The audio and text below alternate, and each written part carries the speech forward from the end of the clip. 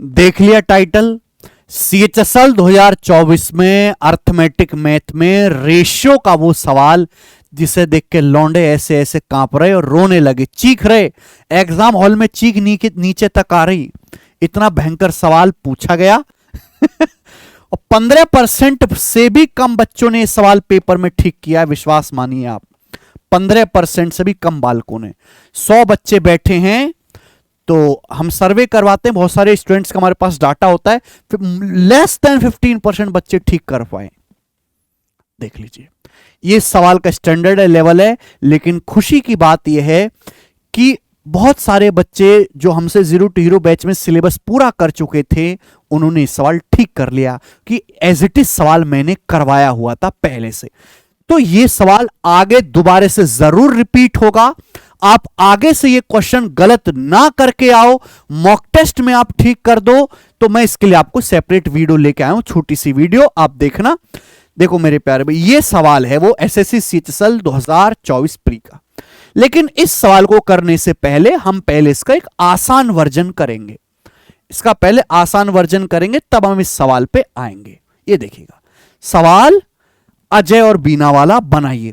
जरा video pause करके आप इस सवाल को खुद करने की कोशिश करो, खुद करने की कोशिश करो आप इस सवाल को। सवाल में बोला है अजय और बीना दो लोग हैं, अजय और बीना, इनकी इनकम का रेशियो 5:4 है। अजय बीना के खर्च का रेशियो 6:5 है।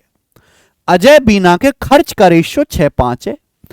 उनके बचत का रेशियो 7:5 है, यानी कि तीनों का रेशियो दे दिया। दो लोग हैं, उनकी इनकम का रेशियो दे दिया, खर्च का रेशियो दे दिया, बचत का रेशियो दे दिया। तो पूछा अजय अपनी इनकम का कितना परसेंट बचाता है, अजय अपनी इनकम का कितना परसेंट बचाता है। देखो, इस सवाल को करने के दो तरीके हैं, या तो आप इस सवाल को एक्स मान के करो, या फिर अगर आपको क्रॉस मल्टीप्लिकेशन मेथड आता है तो क्रॉस मल्टीप्लिकेशन मेथड से आप इसको डायरेक्ट कर सकते हैं। सवाल में हमें फोकस किस पे करना है, अजय पे। अजय अपनी इनकम का कितना परसेंट बचाता है, इनकम का कितना परसेंट बचाता है। देखो एक चीज ध्यान से सुनिएगा, अजय अपनी इनकम का कितना परसेंट सेव करता है। आप ये बात जानते हो कि आय बराबर खर्चा प्लस बचत, ये बात सभी लोग जानते हैं। अगर आप इनकम में से सेविंग्स घटा देंगे तो फाइनल रेशियो किसका आ जाएगा, खर्चे का रेशियो आएगा।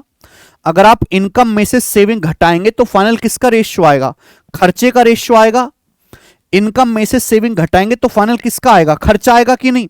तो मैं आपको इस सवाल को करने का पहला तरीका बताता हूं, बेसिक एक्स वाला, कि भाई दो आदमी हैं, अजय और बीना, दो आदमी हैं अजय और बीना, उनकी इनकम का रेशियो 5:4 है। तो मैंने मान लिया कि अजय की इनकम 5x है और बीना की इनकम 4x है, मैंने मान लिया अजय की इनकम 5x है और बीना की इनकम 4x है, मैंने मान लिया।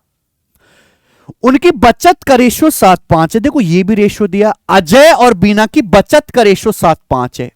अब यहां भी एक वेरिएबल मानेंगे तो मुश्किल हो जाएगा, तो एक काम कर लेते हैं, बेस्ट तरीका है, मैंने मान लिया कि अजय की बचत 7 रुपए है और बीना की बचत 5 रुपए है, ये मैंने मान लिया मेरे दोस्तों कि अजय की बचत 7 रुपए है और बीना की बचत 5 रुपए है। तो भैया ये अजय और बीना की इनकम है, जब भी हम इनकम हटाएंगे, इनकम का रेशियो 5:4 है, रेशियो हटाएंगे तो एक वेरिएबल से मल्टीप्लाई हो जाएगी। मान लिया अजय की इनकम 7 रुपए है और बीना की इनकम 5 रुपए है। तो मेरे दोस्तों मैंने इनमें से इनकम में से बचत घटाया, इनकम में से बचत घटाएंगे तो फाइनल किसका रेशियो आ जाएगा, फाइनल रेशियो आ जाएगा अजय और बीना के खर्चे का, और अजय बीना के खर्चे का रेशियो कितना है, 6:5 है। अजय और बीना के खर्चे का रेशियो कितना है, एक्सपेंडिचर का रेशियो 6:5 है, इक्वल हो गया। तो यहां से आप सॉल्व कर सकते क्रॉस मल्टीप्लाई। जब आप क्रॉस मल्टीप्लाई करेंगे मेरे प्यारे भाई तो कितना आएगा, 5×5 = 25x, 6×4 = 24x, 25x और 24x का डिफरेंस x आएगा। 5×7 = 35, 6×5 = 30, 5×7 = 35, 6×5 = 30, 35 और 30 का डिफरेंस 5 रुपए आएगा। तो x की वैल्यू 5 रुपए के बराबर आ गई। ये आ गया। अजय अपनी इनकम का कितना परसेंट सेव कर रहा है, तो अजय की इनकम है 5x। अजय की इनकम कितनी मानी है बेटा, मैंने 5x मानी है। अजय की इनकम कितनी मानी है भाई, मैंने 5x मानी है, 5x। x की वैल्यू कितनी है, 5 रुपए। अगर x की वैल्यू 5 रुपए है तो 5x कितना आएगा, 25 रुपए। तो अजय की जो इनकम है 25 रुपए आ गई, अजय की इनकम 25 रुपए आ गई। हमारा अजय 25 में से बचत कितनी कर रहा है? 7 रुपए की। अजय 25 की इनकम में से 7 रुपए की बचत कर रहा है। अजय 25 रुपए कमाता है तो 7 रुपए की बचत कर रहा है। तो ये कितना आ गया बेटा? 1/25 4%, 7/25 28%। तो अजय अपनी इनकम का 28% बचत करता है। ये आंसर है।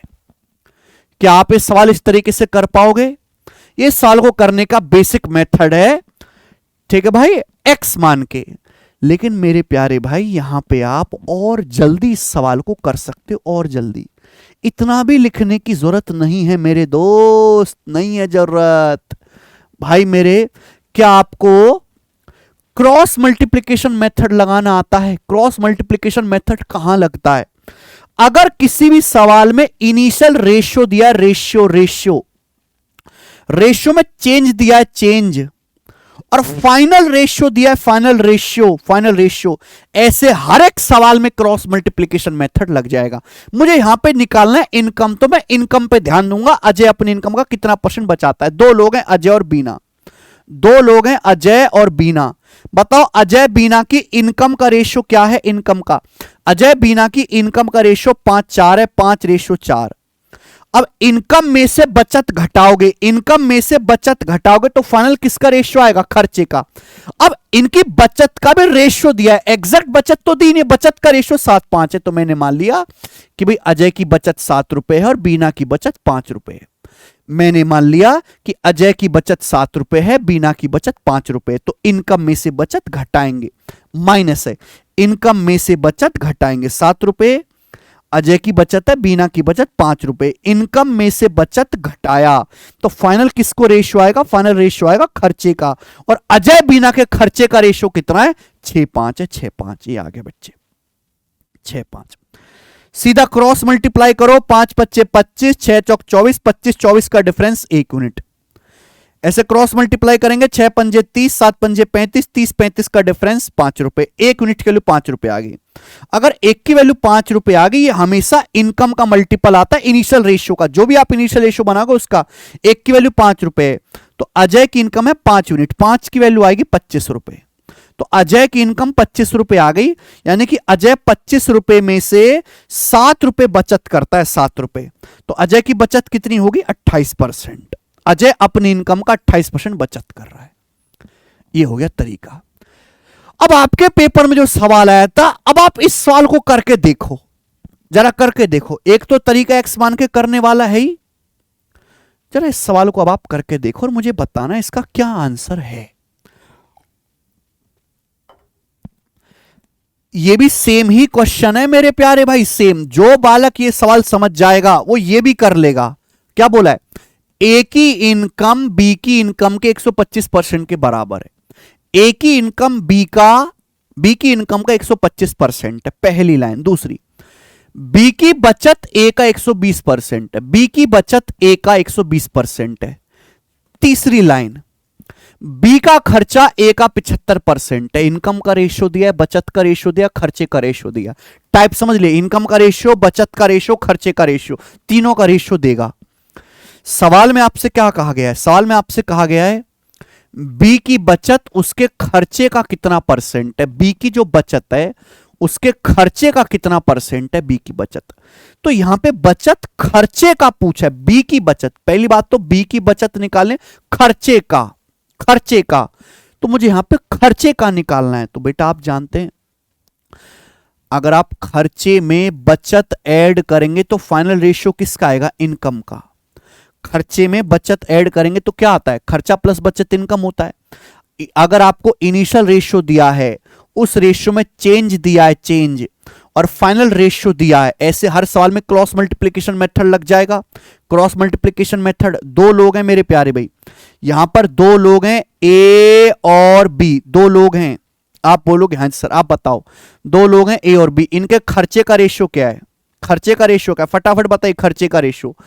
तो सवाल में दिया है बी का खर्चा, सवाल में दिया बी का खर्चा ए का 75% है। 75% मतलब 3/4। बी का खर्चा ए का 75% है। ए का खर्चा 4 रुपए है तो बी का खर्चा 3 रुपए है। ये खर्चा है। खर्चे में बचत ऐड करेंगे। आप देखिए क्या दिया है, बी की बचत बी की बचत ए का 120%। 120% क्या होता है? 20% 1/5, 120% 6/5। बी की बचत ए का यानी कि ए की बचत अगर 5 रुपए है, अगर ए की बचत 5 रुपए है, अगर ए की बचत 5 रुपए है तो बी की बचत 6 रुपए है। ये रेशियो दिया था, ये रेशियो दिया था, पर वेरिएबल मानने की बजाय मैंने यही मान लिया। वेरिएबल मानता कि ये 5x है 6x है तो मुश्किल होती, तो मैंने ये मान लिया कि बी की बचत ए का 120% है। बी की बचत ए की बचत का 120% है। ए की अगर 5 है तो बी की बचत 6 है। तो खर्चे में बचत ऐड करोगे, अगर खर्चे में आप बचत ऐड करोगे तो फाइनल किसका रेशियो बनना चाहिए? इनकम का रेशियो बनना चाहिए, इनकम का। बताओ, ए की इनकम बी का 125%। 125% क्या होता है? 25% 1/4, 125% 5/4। ए की इनकम बी का ए की इनकम बी का, यानी कि बी की इनकम अगर 4 रुपए है, बी की इनकम अगर 4 रुपए तो ए की इनकम 5 रुपए है। ये आ गया। लगा दो क्रॉस मल्टीप्लाई, लगा दो क्रॉस मल्टीप्लाई। 4 चौक 16, 5 तिया 15। 16 और 15 का डिफरेंस 1 यूनिट। ये देखिए, 6 पंजे 30, 5 चौक 20। 6 पंजे 30, 5 चौक 20। 30 और 20 का डिफरेंस 10 रुपए। तो 1 यूनिट का मतलब 10 रुपए आ गया। अगर 1 का मतलब 10 रुपए आ गया, आपसे पूछा बी की बचत उसके खर्च का कितना परसेंट, तो बी का खर्चा कितना है? 3। बी का खर्चा कितना है? 3। अगर 1 की वैल्यू 10 रुपए तो 3 की वैल्यू कितनी आ गई? 3 की वैल्यू कितनी आ गई? 30 रुपए। 30 रुपए आ गया, 30 रुपीज। यानी कि बी का खर्चा, ये एक्सपेंडिचर, बी का खर्चा 30 रुपए आ गया। बी अपने 30 रुपए के खर्चे में बचत कितनी कर रहा है? 6 रुपए की। बी बचत कितनी कर रहा है? 6 रुपए की। 30 रुपए खर्च करता है बी, 6 रुपए बचत करता है, यानी कि 1/5। तो बी की जो बचत है वो उसके खर्च का 1/5 है। 1/5 ही 20% होता है। ये आंसर आ गया। इस सवाल को चाप कितने भी फरफटे पीट लो, इससे कम टाइम में नहीं किया जा सकता, विश्वास करिए मेरा। ये सॉल्यूशन इस सवाल का सबसे मतलब बेस्ट सॉल्यूशन है।